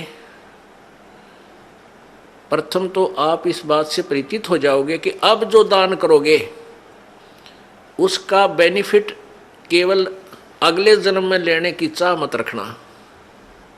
आप जो भी पुण्य करोगे, भक्ति करोगे, अपना जन्म मृत्यु का रोग कटाने के लिए ही करना।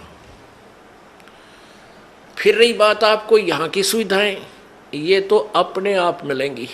ये भक्ति का जो बाई प्रोडक्ट है, यहाँ की सुविधा तो आपको फ्री ऑफ कॉस्ट देगा। ये भक्ति की विधि ऐसी है, ये भक्ति का वो यथार्थ वे है, पूजा का साधन है, जिससे आपको यहाँ की सुविधाएं तो अपने आप मिलेंगी, मांगने की आवश्यकता नहीं पड़ेगी आपको। जैसे गेहूं बीज दिया किसान ने, अब किसान का प्रथम उद्देश्य है कि भाई गेहूं हो, मेरा बालक, मेरा परिवार भूखा ना मरे, हम जीवित रहें, अन्न को खाएं। और उसके साथ फिर भूसा और बन गया, वो तूड़ा बन गया, तूड़ा जिसको चारा बोलते हैं पशुओं का, वो तो पहले बना। उसका उद्देश्य केवल ये था कि मुझे गेहूं मिले, यहाँ भी आप देखते हो कि कई लोग ऐसे हैं पैसे वाले, इतना उनका बड़ा फार्म होते हैं, इन क्रेनों से कटवा डालते हैं, गेहूं की बाली बाली निकाल लेते हैं और नीचे वो तूड़ा चारा काट कूट देते हैं, अंदर ही पड़ा रहता है। उनका उद्देश्य गेहूं बीजना ही था। और वो जो तूड़ा है, वो चारा, वो फ्री में होता है, वो अवश्य ही होगा। तो आप यहाँ संसारिक जो आपके ये कार कोठी और धन सुविधाएं आवश्यकताएं, ये तो तूड़ा समझो इस भक्ति का, ये चारा आपको आप पे मिलेगा। और असली धन है मोक्ष। जो बाली है वो गेहूं समझो मोक्ष है। हमारा उद्देश्य मोक्ष प्राप्ति रहना चाहिए, ना कि वो चारा ही प्राप्त करना। अगर चारा उद्देश्य रहेगा तो आप परिपक्व नहीं होने दोगे उस फसल को, गेहूं को, और कच्चे कोई पशुओं को डालकर आप भूखे मर जाओगे, कंगाल हो जाओगे। इसलिए हमने इस प्रोसीजर को पूरी तरह समझना है, और वो समझाने के लिए आपको यहाँ बुलाया जाता है। अब बताओ, हमने आपको यहाँ बुलाकर क्या क्या कराना है? कोई काम नहीं, कोई सेवा नहीं। सेवा तो हम आपको तैयार करें पावा सारी, बच्चे लग रहे हैं यहाँ पुण्यात्मा, जिनको पता लग रहा है कि ये सब अपने भाई हैं, सतलोक के वासी हैं। अब ये भूल भटक गए, यहाँ काल के जाल में फंसे हुए हैं, और इनकी जितनी हम सेवा करेंगे, ये मालिक के बच्चे हैं, परमात्मा लाभ देगा सेवा करने वालों को। और आपकी फिर यहाँ ऑपरेशन होगा मोतियाबिंद का। तुम कहाँ फंसे हुए हो, क्या करना था, यहाँ आए किस लिए थे, तुम कर क्या रहे हो? कोटि जन्म तन भर मत होगे, कुछ ना हाथ लग्या रे, कुकर शुकर खरबा बोरे, कौआ हंस बुगारे। करोड़ों जन्म हो गए तो आप जी ने यही कर्म करते ना, अभी तक कुछ भी पल्ले ना पड़ा। आज कोई फैक्ट्री मालिक है, मृत्यु हो जा, कल गधा बन गया, ओ तेरे की। फिर कभी मनुष्य जीवन मिला, फिर कोई पुण्य किया, फिर मनुष्य जीवन मिला, जब वो उसको फैक्ट्री मालिक बना देगा, और फिर मृत्यु। इस जन्म मृत्यु के रूपी रोग से मुक्त होने के लिए आप जी ने इस ज्ञान को समझकर इस भक्ति मार्ग को उसी उद्देश्य से ग्रहण करना चाहिए जो इसका मूल उद्देश्य है। देते को हर देत है जहां तहां से आन, ना दिया वो मांगते फिर यो साहेब सुने नहीं कान। अपने आत्मा आप कथा सुना करते थे कि द्रौपदी को नंगा करने लगे, उसका चीर उतारना चाहते थे, और उसका चीर नहीं उतरा, उसको नी वस्त्र नहीं कर सके। उसके पास कौन सा जादू था, वो भी तो एक इंसान थी। और आप यहाँ देख रहे हो ना जाने कितनी बहन बेटियों के साथ बेइज्जतियाँ की जाती हैं, उनकी रक्षा क्यों नहीं होती? वो क्या वो पुकार नहीं करती आपत्ति में? क्या वो भगवान को याद नहीं करती उस समय जब उनके ऊपर आपत्ति आती है, कोई दुष्ट दुखी करता है? अवश्य करती हैं, लेकिन उनका पिछला कोई संस्कार पुण्य ऐसा नहीं जिसमें भगवान मदद कर सके। तो ये दुर्गति नकली संतों ने करवा रखी है हमारी, जो जिनके पास भक्ति मार्ग था नहीं, संत बन बैठे, उनके आधार पर ये भोली आत्मा उनको संत परम संत जान के वहाँ अपना जीवन बर्बाद करके भूत प्रेत बन गए, कोई गधा बन गया। अब ये इस परेशानी को उठा रहे हैं, और साथ में और दोषी बन रहे हैं, दूसरों को सता कर ये पाप भूत बनकर भी पाप कमा रहे हैं, दूसरों को दुखी कर रहे हैं। अब यहाँ आने के बाद परमात्मा इनको सीधा कर देगा, अब पे भाग जाएंगे परमात्मा की भक्ति की में इतनी शक्ति होती है। अपने आत्माओं द्रौपदी जो थी उसकी रक्षा क्यों की भगवान ने? क्योंकि उसने पुण्य किया हुआ था। वो पुण्य कैसे किया था? एक समय परमात्मा कबीर जी परमेश्वर कहते 100 छल छिद्र मैं करूं अपने जन के काज, हरणाकुश उधर विदारिया और नरसिंह धर लिया साज। अपनात्मा आपको कुछ दिनों समझ में आएगा कि ये नरसिंह कौन बना था। ये वो परम शक्ति आई थी, पूर्ण परमात्मा, उसने नरसिंह रूप धर के और उस बालक भगत की, प्रहलाद की रक्षा की थी और हिरण्यकशिपु का विनाश किया था। तो कहते मैं ऐसे नरसिंह रूप धारण कर लेता हूँ, ऐसे ही वो परमात्मा अपनी प्यारी आत्माओं पर आने वाले आपदाओं भविष्य में जो आनी है उनको बचाने के लिए ना जाने कौन सी लीला कर दे। परमेश्वर कहते हैं हम चारों युगों में आते हैं, कबीर जी बताते हैं। सतयुग में हम सतसुकृत नाम से, त्रेता में मुनिंदर नाम से, द्वापर में करुणामय नाम से, और कलयुग में वो कबीर नाम से आए।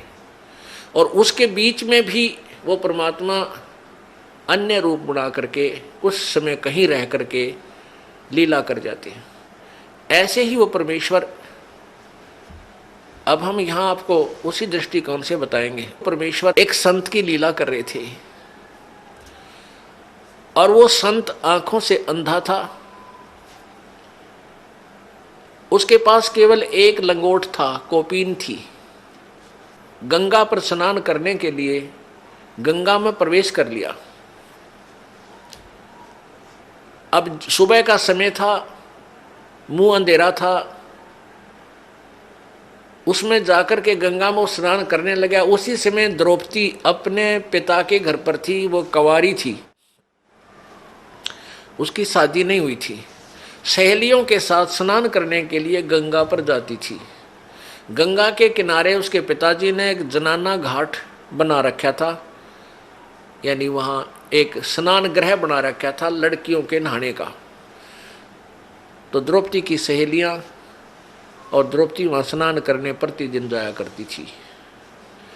अब जो ही वो लड़कियाँ स्नान करने के लिए गई तो लड़कियाँ की आवाज़ें एक दूसरे से बातें करती हुई चलती हैं, दूर तक पता चल जाता है लड़कियां जा रही हैं। तो उस संत ने सोचा कि भाई लड़कियां स्नान करने के लिए यहाँ आ रही हैं और यहाँ अवश्य कोई घाट है, और तू तो गलत जगह आ गया, जनाना घाट के पास आकर तू स्नान करने लग गया। इस शर्म के मारे उसके तन पर केवल एक कोपीन थी, पर्दे पर लंगोट था ओनली। इस शर्म के मारे वो दरिया में गहरा चला गया और छाती पानी में, इतने पानी में अंदर प्रवेश कर गया। अब द्रौपदी ने देखा कि साधु संत स्नान कर रहा है, साधु भक्त, और पुण्यात्माओं, भगत के अंदर एक विशेष प्रेरणा होती है, क्योंकि हमें पता है कि परमात्मा न जाने किस रूप में कहाँ दर्शन दे दे। तो पुण्यात्मा के अंदर संत की वेशभूषा में परमात्मा दिखाई दे जाता है। वो सोच लेता है साधु है, भक्त है, भगवान की चर्चा करता है, इसके पास बैठ कर कुछ देर भगवान की चर्चा करेंगे। तो द्रौपदी ने इस दृष्टिकोण से देखा कि साधु मिल गया सुबह सुबह और इसे भगवान की चर्चा करेंगी। उसने देखा कि स्नान कर रहा है, हम भी स्नान कर लेती हैं। कहते हैं साधु दर्शन राम का मुख पर बसे सुहाग, और दर्श उन्हीं को होते हैं जिनके पूर्ण भाग। कबीरा दर्शन संत का परमात्मा आवे याद, और लेखे में वाए गड़ी बाकी का समय व्यर्थ बाद। पुण्यात्मा, जितना समय आपको मालिक ने आने का दिया है, चर्चा सुनने के दिया है, ये एक विशेष घड़ी है आपकी, एक विशेष समय है। ये आपके बहुत अच्छे अकाउंट में, गुड अकाउंट में लिखा जाएगा। तो इस दृष्टिकोण से लड़की स्नान करने लगी, वो द्रौपदी जी भी स्नान करने लगी। स्नान करने के घंटा आध पौन घंटा उन्हें लगा, बाहर आए, देखा कि साधु चला तो नहीं गया है। तो द्रौपदी ने क्या देखा कि साधु स्नान नहीं कर रहा है, वो तो ऐसे कोई वस्तु खोज रहा है। फिर उसने देखा ध्यान से कि इस महात्मा की तो बाहर पटड़ी पर कोई वस्त्र नहीं है, और लगता है इसकी कोपीन, पर्दे का कपड़ा इसका बह गया। तो क्या हुआ, उस संत का स्नान करते समय जो उसने एक धागा, तागड़ी बांध लेते हैं, बेल्ट की तरह एक छोटा सा धागा बांधा करते हैं, पतला सा, उसने यहाँ हरियाणा में तागड़ी बोले, एक बेल्ट टाइप, और उसमें लंगोट उलझा लिया करते वो ऊपर आगे पीछे, और वो तागड़ी टूट गई, वो कोपीन भी बह गई, निवस्त्र हो गया संत। अब वो पहले इतने जल में था तो फिर इतने पानी में चला गया और हाथ मार रहा है कि हो सकता है ये लड़कियां नहावें, कोई इनका कपड़ा बह का आ जावे, अपना पर्दे पर बांध के मैं बाहर चला जाऊं, आज तो बड़ी मुश्किल हुई। अब वो सोच रहा था, ऐसा हाथ मार रहा था कि शायद कोई हाथ लग जावे, ऐसे ऐसे कर रहा था। अब लड़की ने देखा कि नहा नहीं रहा है, तो क्या बात है, ऐसे ऐसे हाथ कर रहा है, ऐसे ऐसे। तो देख लिया आपने विचार करके कि इसका तो कोई कपड़ा, निवस्त्र है ये, और कपड़ा इसका खो गया।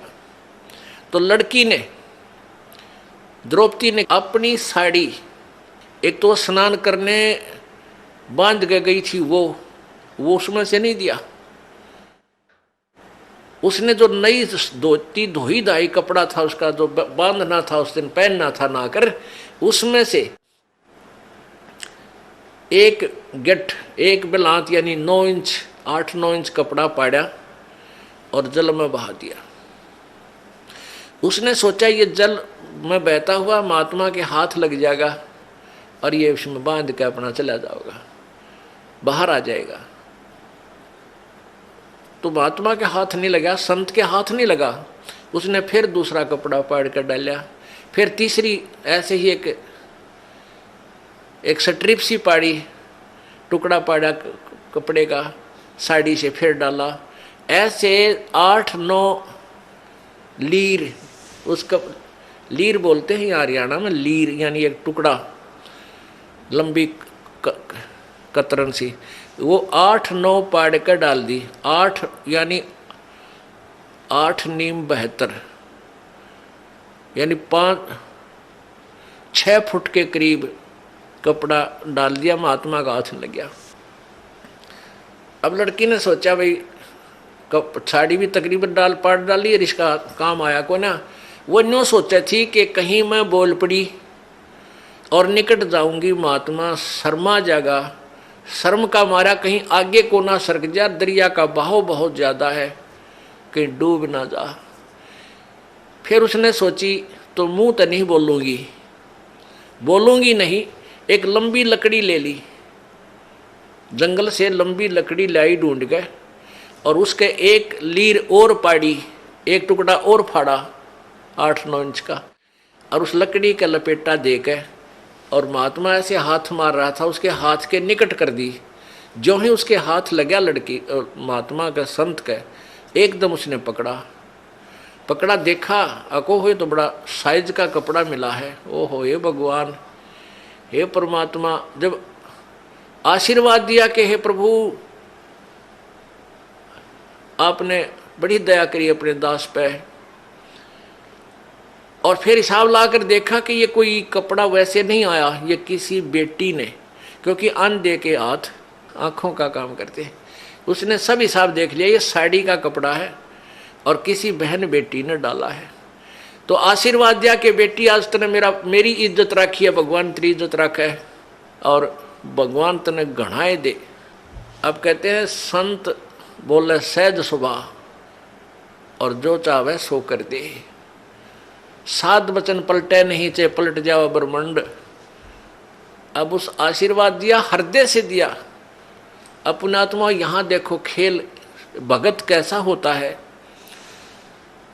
लोभ करे तो ऐसा करे, लालच करे तो ऐसा करे, ये नकली लालच नहीं करे, किसी का जो है ना मिलावट कर दी, किसी का घाट तोल दिया, किसी का कुछ गड़बड़ कर दी, ये लालच माड़े हैं, ये गलत होते हैं। लोभ करे लालच करे तो ये करे कि वहाँ लड़की ने देखो, द्रौपदी राजा की लड़की थी और नौकरानियाँ और सहेली छोटे घरों की होती थी, न जाने कितनी उनके साथ थी, और वो एक बांदी को कहती कि तू अपनी साड़ी में तो फाड़ के टुकड़ा डाल दे, तो वो तुरंत डाल देती। पता था कि राजा की लड़की मुझे इससे भी सुंदर साड़ी लाकर नई दे देगी, और राजा की लड़की का आदेश मोड़े कौन नहीं, उसको उल्लंघन नहीं हो सकता। लेकिन वहाँ उसने देखा कि यदि मैं अपनी साड़ी आज मैं दान करूँगी मुझे मिलेगा, और बांदी करेगी तो बांदी को मिलेगा, इतनी गलती मैं क्यों करूं, अपनी मजदूरी इसको दूं। तो यहाँ भगत को इस दृष्टिकोण से भी बहुत सोचना होता है। अपना लालच लोभ अब इस टाइप का करे, यहाँ के धन जोड़ने का लोभ आपका विनाशक होता है, और लूटने का नहीं करे, लूटने का करे परमात्मा के नाम पे। फिर देखना, अब वहाँ तो वो अपने घर चलेगी, संत चले गए, द्रौपदी का ब्याह हो गया। विवाह होने के बाद फिर राजा युधिष्ठिर ने एक महल बनाया शिष्य का। द्रौपदी 5 पांडवों की साजली पत्नी मां के आशीर्वाद से होगी। उधर से दुर्योधन जो था वो धृतराष्ट्र का पुत्र था, और युधिष्ठिर अर्जुन हर का चचेरा भाई था, यानी ताऊ का लड़के थे। अब धृतराष्ट्र अंधा था पांडव उनका पिता जो था युधिष्ठिर का, वो अंधा नहीं था, तो उसको बड़े भाई को वैसे राज, बड़े बेटे को राज मिलता है, धृतराष्ट्र को राज नहीं मिला था इस कारण से, अंधा होने के कारण, इसलिए युधिष्ठिर के पिताजी को राज्य प्राप्त हुआ था।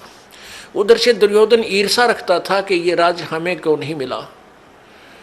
उधर क्या हुआ कि जब इन पांडवों ने अर्जुन होर ने एक महल बनाया शीशे का, काफी शीशा लगा हुआ था अधिकतर उसमें, आर पार पारदर्शक। और एक दिन दुर्योधन उसमें चला गया महल में, द्रौपदी वहां पर थी, उसने देखा कि दुर्योधन की टक्कर लगी, शीशा दिखा को नहीं, टक्कर लगी तो एकदम वो ऐसे गिरता हुआ मुश्किल से बचा। और द्रौपदी ने हंस के मजाक करते हैं जैसे अपने छोटे पति के छोटे भाई से यानी देवर से मजाक कर दिया, कहा कि अंधों की संतान अंधी ही होती है। अब उसने कहा था एक हंसी मजाक में, और वो मान गया दुख गणा। इस बात को सुनकर उसकी तनमन में आग लगी और उसका प्रतिशोध लेने की सोचने लग गया। तो क्या किया उन्होंने, जुए में युधिष्ठिर को खिलाया और जुए में सारा राज भी जीत लिया और द्रौपदी को भी दांव पर लगा दिया युधिष्ठिर ने, और द्रौपदी भी जीत ली। अपने आत्माओं आम जिन के गुण गावें, इस महाभारत ने पढ़ कर हम राजी हुआ करते, प्रसन्न होते थे, हमें कोई पुण्य मिलेगा। इनकी कहानी पढ़ कर देखा तो हे भगवान बता, ऐसा भी कोई निकम्मा होगा अपनी पत्नी ने जुए पर ला दे। इनके सारे इतिहास इतने बेकार और हम इन न पढ़ा करते, इनसे हम क्या शिक्षा लेते। आगे देखना क्या होगा इनका, इस कथा के अंदर आपको बहुत निष्कर्ष मिलेगा। अब उधर से एक नौकरानी भागी आई दौड़ी दौड़ी। दुर्योधन ने कहा कि जाओ लाओ उस अर्जुन की पत्नी को यहाँ बैठाओ, मेरी जांग पे ला के नंगी करके। देख कितनी बेहुदी बात, और भरी सभा में।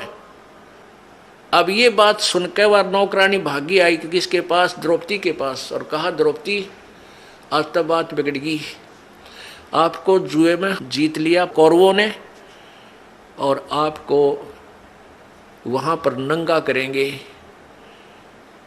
दुर्योधन कह रहा है कि उसने मुझे अंधे की संतान कहा था और हम अंधे की संतान हैं, हमें कुछ दिखाई नहीं देता, वो उसको शर्म क्या आएगी, उसको नंगा करो मेरे सामने, हम तो अंधे हैं। अब द्रौपदी का यह बात जची नहीं कि ऐसे कैसे हो सकता है। उस नौकरानी से द्रौपदी ने पूछा वहां और कौन बैठे हैं, कि पांचों पांडव बैठे हैं, चाचा विदुर बैठा है और भीष्म पितामह, द्रोणाचार्य और कर्ण, और साथ में 101 कौरव बैठे हैं। द्रौपदी ने कहा कि नालायक, इतने आदमियों में और मुझे नंगा कैसे करेंगे, तेरा दिमाग खराब है। अब नौकरानी नहीं बोली, कहा क्या बोलूं, मैंने जो सुना था बता दिया। इतने में दुशासन जो दुर्योधन से छोटा था वो दुष्ट गया और द्रौपदी को पकड़ के केस बाढ़ पकड़ के और घसीट के लाया और वहाँ खड़ा कर दिया।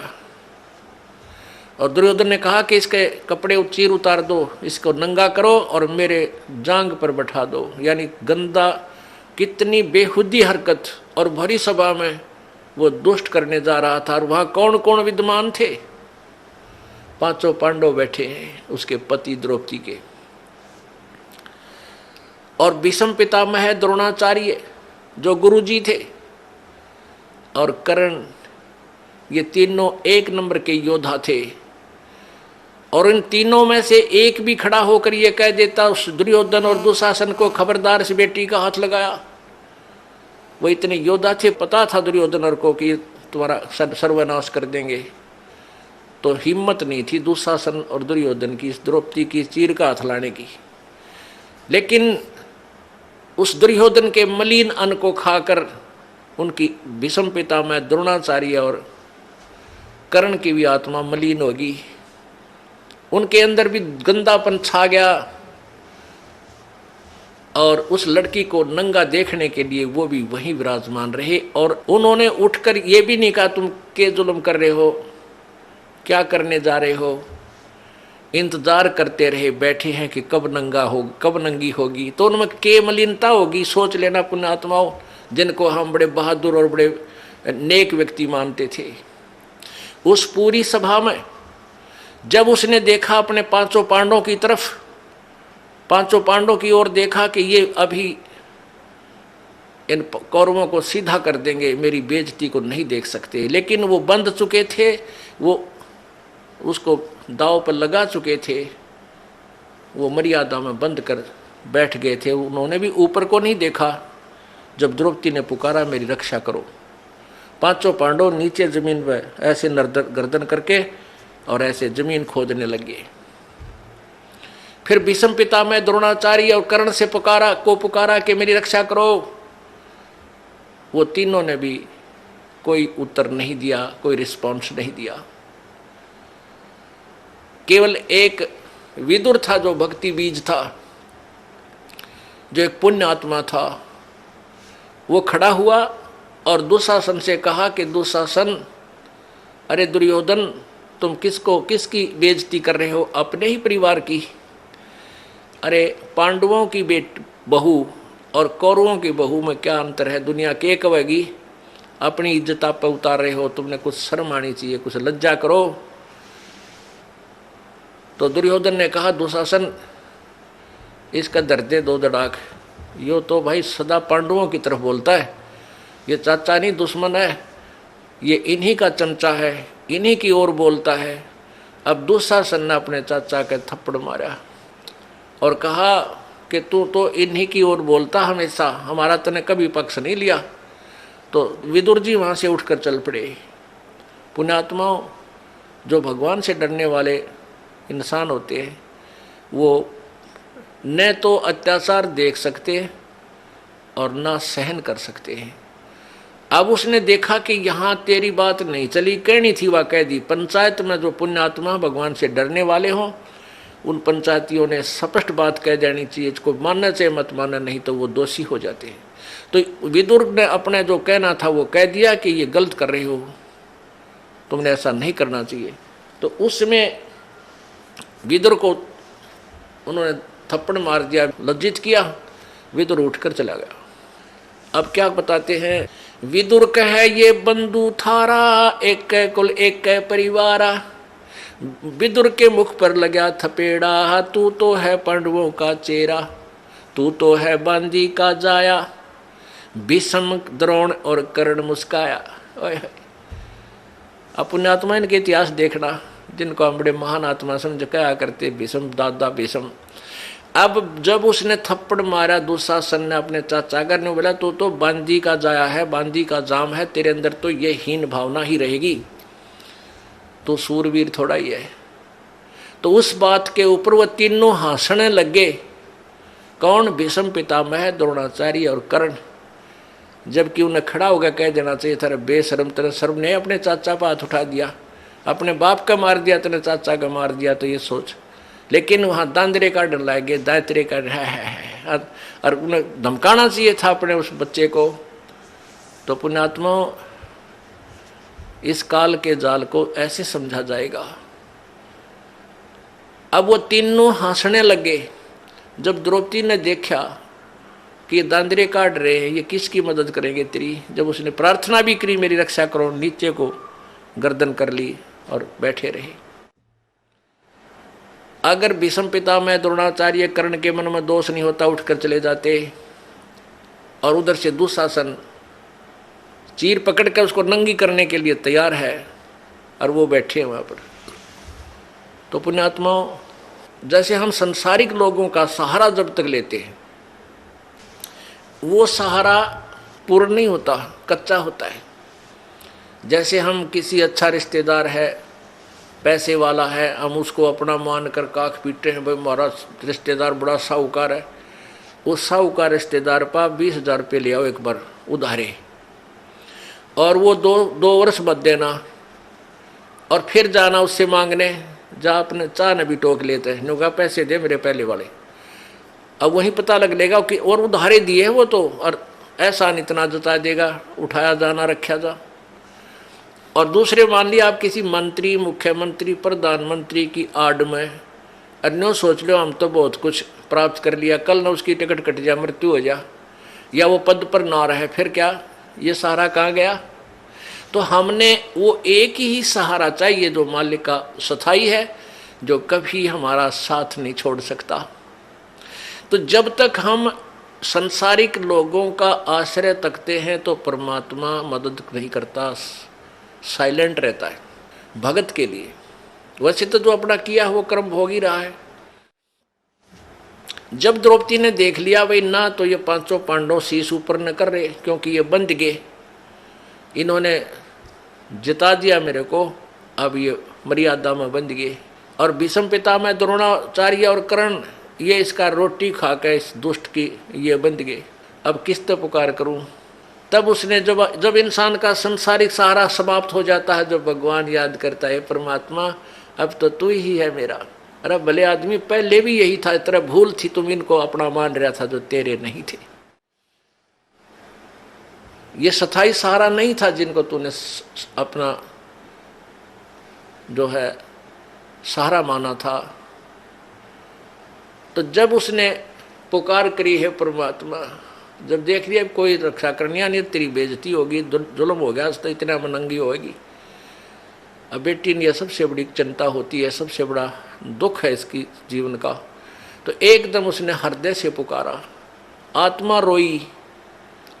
पुण्यात्मा रोते सभी हैं आपत्ति में, लेकिन क्या होता है कि यहाँ आत्मा की पुकार परमात्मा पूर्ण ब्रह्म सुनता है, मन की बकवाद नहीं सुनता। मन तो पता नहीं क्या क्या मांगा, कदे गाड़ी मांगे, कदे कार, कदे रेल मांग ले, इसका नहीं मेरा के मांगे। और आत्मा मांगेगी आपत्ति में खास चीज जो जरूरत होगी उसकी, तो आत्मा के साथ देता है। तो जो ही उसकी आत्मा की पुकार, और यहाँ एक धर्मराज बना रखा है इस ज्योति निरंजन ने, और उस धर्मराज के पास न्यायाधीश के उसमें कंप्यूटर में यानी सबके पुण्य डिपॉजिट होते हैं, जिसका जैसा पुण्य बना है शुभ कर्म। तो जो ही उस भक्त आत्मा ने पुकार की, तो उसी समय द्रौपदी की जो पुकार थी वो धर्मराज के दरबार में गई, और वहाँ एकदम वही कंप्यूटर की वो फाइल खुल गई द्रौपदी वाले प्राणी की, जीव की। तो धर्मराज ने देखा भी आपत्ति आई है इस आत्मा पर देखो इसका कोई मदद बन सकती है कि नहीं। उसने जो ही उस कंप्यूटर में देखा तो एक संत, परम संत को इसने बगैर किसी डिमांड के, नी इच्छा के, एक इम्पोर्टेंट दान कर रखा है, पूरी साड़ी की साड़ी दान कर रखी है। और संत ने उसके प्रतिफल में एक आशीर्वाद दिया है, और इसके प्रतिफल में मैं इसका खूब मदद कर सकता हूं। तो वहां से वो बटन ऑन कर देता है। तो क्या होता है कि यहाँ पांचों पांडवों के जो आध्यात्मिक गुरु थे वह श्री कृष्ण जी थे। पुण्यात्माओं, जैसे भी जिस भी इष्ट की जिसने भक्ति करनी है उसका गुरु अवश्य होना चाहिए, तभी उसको कुछ राहत ईश्वरीय एक्स्ट्रा ऐड मिलती है। तो उधर से वो धर्मराज के दरबार से, और वो जो पुण्य था वो आया श्री कृष्ण जी के अंतःकरण में, उसके कंप्यूटर में टक्कर मारी आकर एकदम। और ये सब लीला पूर्ण ब्रह्म करवाता है, कबीर भगवान करता है। उसमें श्री कृष्ण जी अपनी पत्नी रुक्मणी के साथ अपने महल में शतरंज खेल रहा था। अब इस बात को समझना पुण्यात्माओं, क्योंकि आध्यात्मिक ज्ञान है, बड़ी गहराई से सोचना पड़ेगा आपने कि हम किसको कर्ता मान रहे थे और वास्तव में करता है कौन। तो जब वो रुक्मणी के साथ वो खेल रहा था शतरंज, तो उसमें पासे डालते हैं ऐसे, और पासे डालते डालते कोई शब्द बोलते हैं, कच्चे 11 पक्के 12 पौ 12, या जैसा भी कोई ऐसा बोलते, ले ऐसे बोलता हूँ मैं, ऐसे मांगता हूँ। वो मिलते क्या हैं ओले सोले, वो बाद की बात है। तो जो ही श्री कृष्ण जी ने पासे डाले, उधर से वो कंप्यूटर धर्मराज के दरबार से कंप्यूटर से रिफ्लेक्स होकर के वो पुण्य आया श्री कृष्ण जी के पास और एकदम श्री कृष्ण, उसमें पावर आई, एकदम श्री कृष्ण जी का हाथ ऐसे आकड़ गया। पौ 12 नहीं बोला, कच्चे 12 18 नहीं बोला, हाथ ऐसे करके कहने लगा अनंत। जैसे किसी में प्रेत आ जा रहे एकदम कहता कुछ रोकड़ जो करने लग जा, ऐसे उसमें ऐसी क्रिया श्री कृष्ण जी की होगी। तो रुक्मणी ने हाथ पकड़ा और हंसने लगी, कहने लगी ये अनंत क्या है, ये कहते 11 बोल के 12 बोलने थे, ये अनंत क्यों कहा।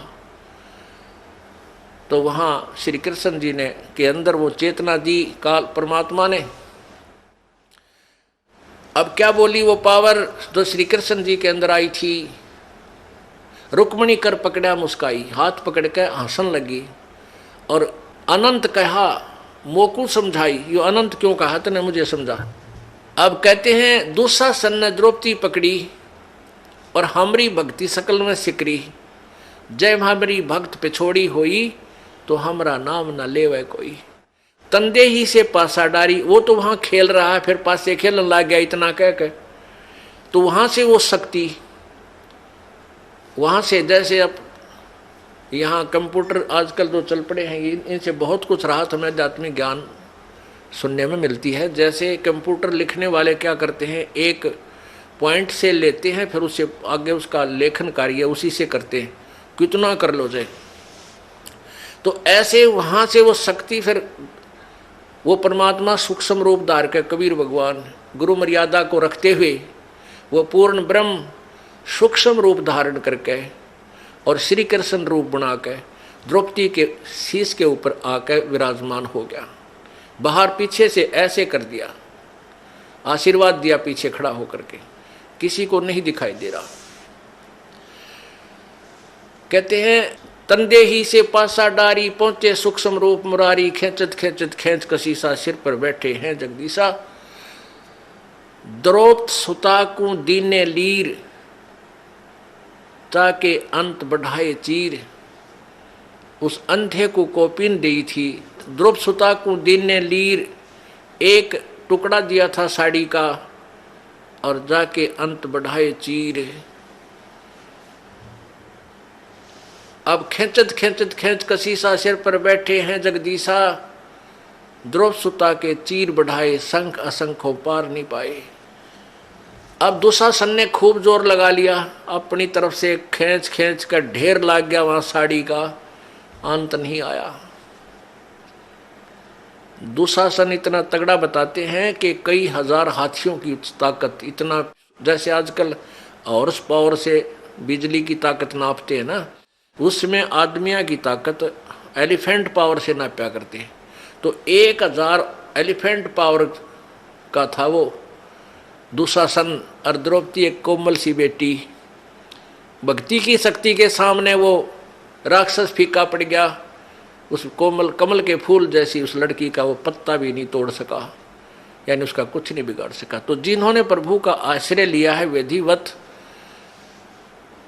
तो उनको कहते हैं देते को हर देत है, जहां तहां से आन और ना दिया वह मांगते फिरियो, फिर परमात्मा सुने नहीं कहा। तो पुण्यात्माओं, अब जैसा भी आप पुण्य धर्म करते हो वो आपके गुड अकाउंट में लिखा जाता है। जब तक आप परम संत पूर्ण परमात्मा की शरण में नहीं आते, तब तक आपके जो पुण्य डिपॉजिट भी होते हैं वो भी काल यहीं बर्बाद करवा देता है। आज जैसे द्रौपदी के ऊपर यह तो आपत्ति टल गई और फिर केवरानवटी हुई, हिमालय में जाकर गड़ गए, राज्य भी गया, कुछ नहीं रहा, फिर नरक में डाल दिए गए। अब हमने यहाँ केवल इतना ही लेना है कि आप यहाँ परमात्मा के चरणों में आए हो, आपका प्रथम उद्देश्य ये हो कि मेरा जन्म मृत्यु का रोग कटे, क्योंकि आप जी ने असंख्य जन्म हो गए यहाँ जन्मते और मरते को। कभी राजा भी रहे, कभी आप रानी भी रहे, और फिर भिखारी बनकर भी घूमते रहे। अब कहीं पर भी आपको स्थायी स्थान नहीं मिला। जैसे आपने पुण्य